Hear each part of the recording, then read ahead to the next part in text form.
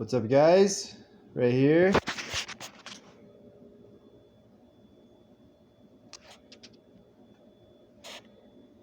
That's 19 pages plus half of front and back, so that's roughly 28 pages of a report in relation to the Mueller report and what took place, of which the public really does not know. Half of it I can read of my own writing, half of it I cannot. I could dissect it if I took forever, but in order to read it, I'm gonna have to get to the point and not even read that. So I'm just gonna freelance it. Donald John Trump was born 1964 in Jamaica, Queens, New York, the son of Fred and Marianne Trump. Graduated from New York Military Academy in 1964. His father, Fred, was the owner of the Trump Management, aka Trump Real Estate. Trump attended Fordham University from 1954 to 1966 before transferring to the University of Pennsylvania and graduating from the Wharton School of Business in 1968. He soon began as an assistant for his dad after graduating from Penn in 1968 in his hometown of Queens. After working for his assistant for his dad for several years, Trump began flirting with the idea of going into Manhattan to work, and in 1977 he officially branched off to do so, and he ended up using the name the Trump Organization to take over his father's company, the Trump Management, aka Trump Real Estate. He did that, and he also went into Manhattan against his dad's advice to see where he could stand among Manhattanites in his quest to be one of the biggest real estate holders and investors in New York. Throughout much of this time, Trump flirted with the idea of running for political office, but for much of his life he did not do so and exclusively remained in real estate and hotels, with the exception of the occasional reality TV deal and the several book deals that he has, including The Art of the Deal and a book that he also has with entrepreneur Robert Kiyosaki. But throughout the most of his life, he stayed in those domains, except for the time that he attempted to run for president in the primary in 1984, and when he attempted a temporary run as a sort of independent in 2000, which he also dropped out of.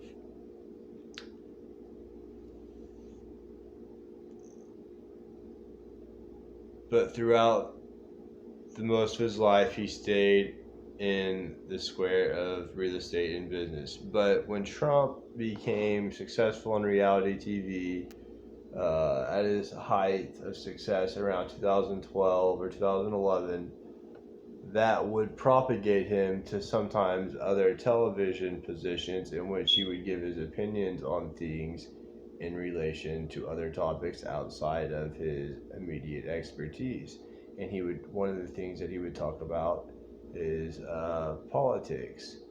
And he would flirt with the idea of running if things, quote unquote, got really bad enough, as he would say. Well, ultimately, he would continue to say that he would run if things got really bad enough. Well, I guess in his opinion, things did get bad enough. That being said, come 2013, Trump said he was still unsure if he was going to run and enlist in the primaries in a year and a half or two. Come 2014, Trump said he was still unsure if he was going to run, but didn't know, but would if things got bad enough, quote unquote. 2015, they didn't hear from him, but that was a sign that something was probably changed. Enter June 2015, Manhattan, Trump Tower, lower level. Trump announces that he will run for president of the United States, and the face of the political landscape in America is changed forever from an identity standpoint and from a coverage standpoint. The media was very, very, very initially hostile to the decision of Trump to run for this new avenue and run for the presidency. They were appalled by some of his arrogant, bombastic, and sometimes divisive rhetoric, and he shockingly was able to beat out a Republican field that included Rand Paul, Chris Christie, John Kasich, George Bush, Carly Fiorina, trading John Kasich, as we said, Marco Rubio, and of course, Ted Cruz. He had to put up with a lot of litigation from establishment types and is holding off of these candidates that were Republicans as well, and he was able to do that and putting down in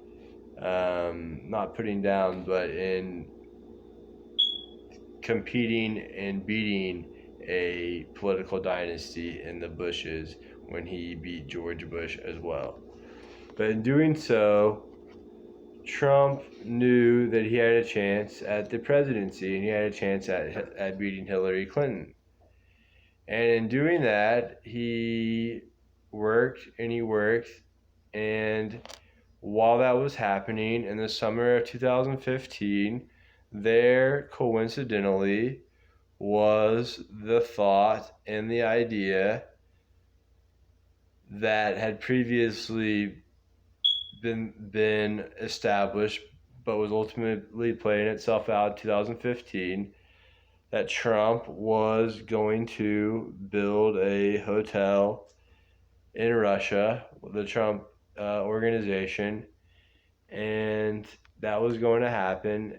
And while that happened, he was competing against Hillary Clinton to be the president, a year removed from that time. And while that happened, he also tried to simultaneously dig up dirt on Hillary Clinton. And he tried to do this via contractors and via Trump officials in Russia. The attempt to build a hotel ultimately did not go through. The attempt to dig up dirt on Hillary Clinton did not go through. And because of the unsuccessful nature of his attempt, or the attempt of his campaign to dig up dirt on Hillary Clinton, the then Secretary of State, and their undermining of her, because of his attempt to do that, but his lack of success in correlation to it and his plan to go forward with business actions, of which the combination of them all were all sketchy as hell, he put himself in a man trap that in turn gave them the grounds to propagate a collusion narrative that would go well in correlation with the fact that they were accusing him of colluding with Russia, and also the fact that WikiLeaks, the organization that released the classified information about the Hillary Clinton BlackBerry and computer, is also a Russian-based organization, and they wanted to use that coincidence of Donald Trump doing that to also throw that in with Putin and the Russians, and Trump with that in with it too, that with the idea that Trump was a disinformation agent that propagated the exposure of information that was Hillary Clinton's typos, quote unquote, or what she wishes were typos that she ultimately went over with liquidated computerized bleach, which is fucking expensive as hell, by the way. I wouldn't know, but office supplies are just expensive as can be. But after that happened, that set the stage for ultimately a trap that they wanted to get him in, and a trap that he played himself in. But to his own credit, or to his own luck, his lack of success might have been what ultimately kept him from having any more legal proceeding made against him, or propagating his undermining of a then Secretary of State to a position where it could have been used as a means of collusion or colluding with Russia. So obviously the people that he sent out didn't do what they did what he wanted them to do stylistically and tactically, but it didn't end up resulting in what he wanted it to result in. And that not going through, weirdly, is probably what saved him from collusion, even though what he did was sketchy and undermining a then Secretary of State in Hillary Clinton.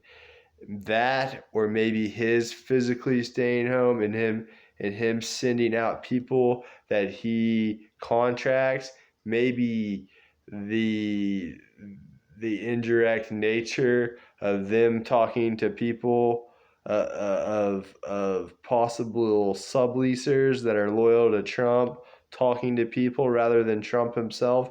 Maybe that technicality is what ultimately saved Trump, and Trump will never admit to the idea of even building a hotel, even though the building a hotel thing is perfectly fine, 100% legitimate, but it's the combination of the two that seem a little odd. But maybe it was his subleasers, or the people that he was contracting to run it in the Trump name.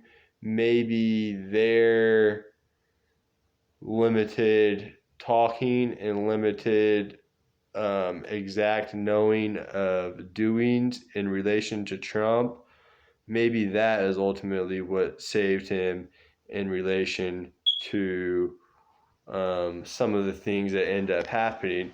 But this totality of happenings in relation to Obama era official Michael Flynn, General Mike Flynn, having normal contact with a Russian military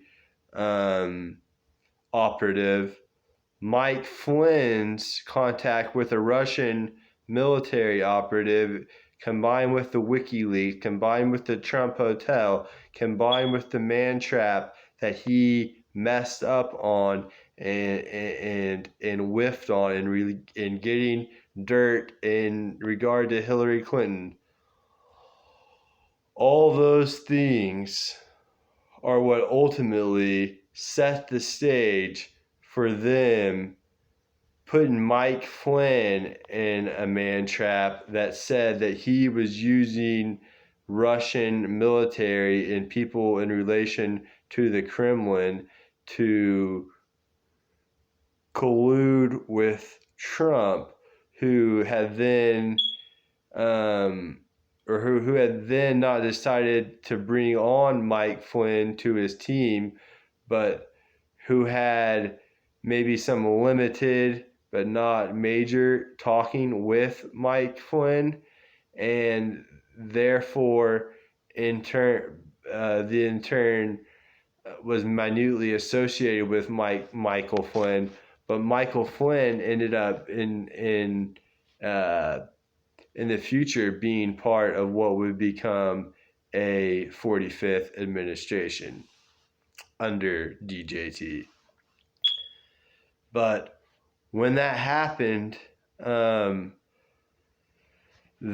was the that talk with Flynn, and Flynn ultimately getting retained by Trump, who I believe was under Bush too. He was under Bush. He might have been under Clinton, but I believe he wasn't. But he was definitely under Obama. And he had an okay relationship with Obama, but not great. But Trump's ultimate decision to retain Flynn, had he made the decision to ultimately totally get rid of Flynn, that could have been a limited thing that could have been more major than what people thought of, that legally could have created more cushion for Trump to not get thrown in with anything with the Kremlin or Russia. But it probably wouldn't have been enough power for him to do that. But it probably could have saved Trump with a few people from a perception standpoint had he not retained Flynn. But as a loyalist, and when you consider the totality of everything going down, it really only made sense in kind of with the way things flow for Trump to have retained Flynn. So he ends up doing that, and that ends up happening. But throughout this time, there's still a competition for presidency that goes on that ends up resulting in an early November 2016 win for Trump, and ultimately his being sworn in to the White House in late January 2017 in what then looked like a smooth transition for the most part from a media standpoint in totality, but was really a turbulent transition when you consider the undermining in relation to what was going on with Flynn and what ended up the investigation that was taking place with that. So enter this time, and you now enter a President Trump, and when this happens, some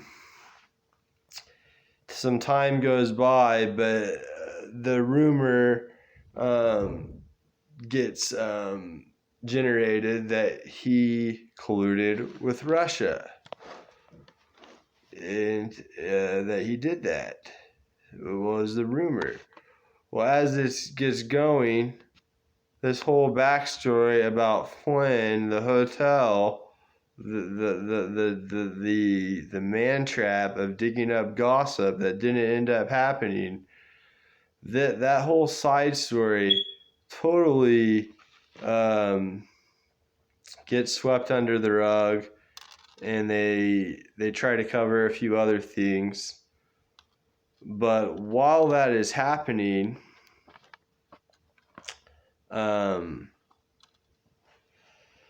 they used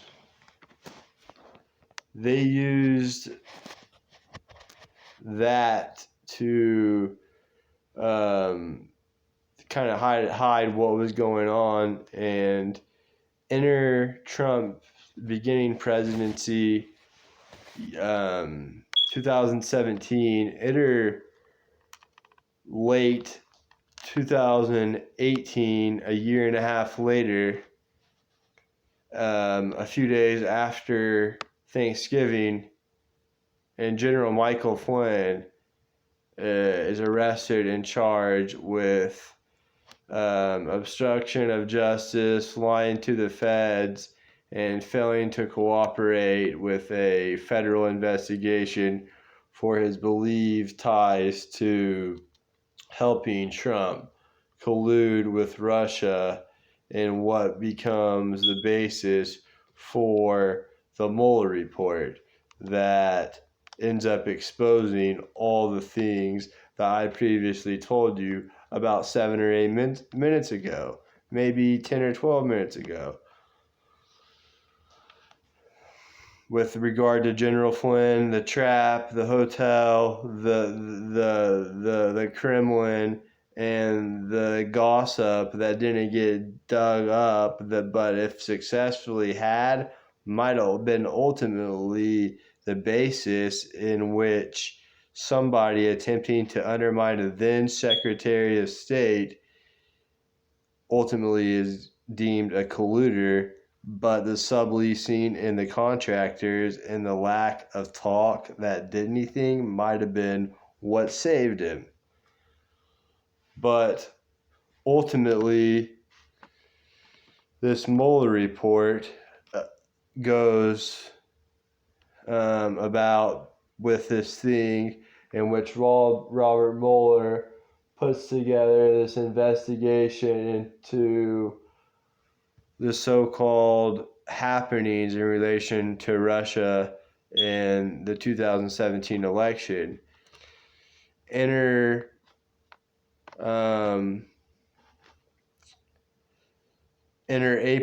April 2019. Actually, take that back 2 months. February 2019, Bill Barr is sent a formal, unredacted version of the Mueller report by Robert Mueller that the overwhelming majority of people with ground level eye views on it, both close and afar, such as myself, predicted that there would be no collusion. Enter April 2019, a redacted but correct and public version of the Mueller report is released to the public, which both kind of formally and informally acquits Trump of the idea of very colluding with Russia in order to win the election, and kind of throws this story out there under the rug, but kind of highlights a lot of other actors that were kind of disinformation agents in relation to trying to dig up dirt on Hillary Clinton. But when this happened, they just kind of said this is what happened, and no collusion, no obstruction. But that answer didn't really please people, and the idea that there was no obstruction or collusion was as common as the idea that there is, or the idea that there was some kind of middle tier sketchy behavior where he narrowly avoided collusion, but is lucky to be president and not have come up with an obstruction of justice investigation. There are those three, and they're all three were pretty common things, even though the Mueller report got fully released. But when that happened, it continued to go about in that kind of a way. Enter 2020 and a contentious and pretentious time in the late part of 2020 in relation to politics, in which in November 2020 we were wrapping up an election that the night of the election in the swing states of the 5 major cities, including the major cities in Nevada, Atlanta, Detroit, Milwaukee, Phoenix, and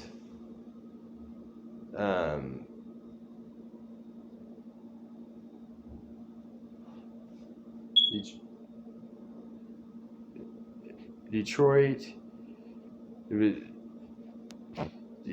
There was a pause in votes that night, that it resulted in an unusual spike, that resulted in a Biden victory. You enter that factor, and you enter 2021 in what was also a distracting time in which the public didn't hear this information. But right before the Trump presidency ended, and the most notable thing of the Trump presidency ending was Trump's decision to go about pardons.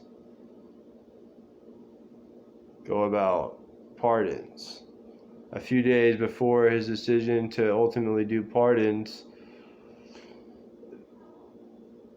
what was known as Obamagate was released, and that was a version of the Mueller report, of what took place and the events behind the scenes that took place that led to the unfortunate prosecution and plan to be trialing of not prosecution, the unfortunate charging and plan to be trialing of Michael Flynn, who was later released from jail because of his innocence. That whole story was released in what is known as Obamagate. That happened the 7th or 8th or the 10th or the 12th, like that. And a few days later, and the most notable thing to conclude the finality of his presidency, Trump pardoned Mike Flynn, and he also pardoned Lil Wayne that same day. But pardoning Flynn was the most notable thing to end the 45th presidency. With Channel 1 Yukon, I'm signing off. Have a good night.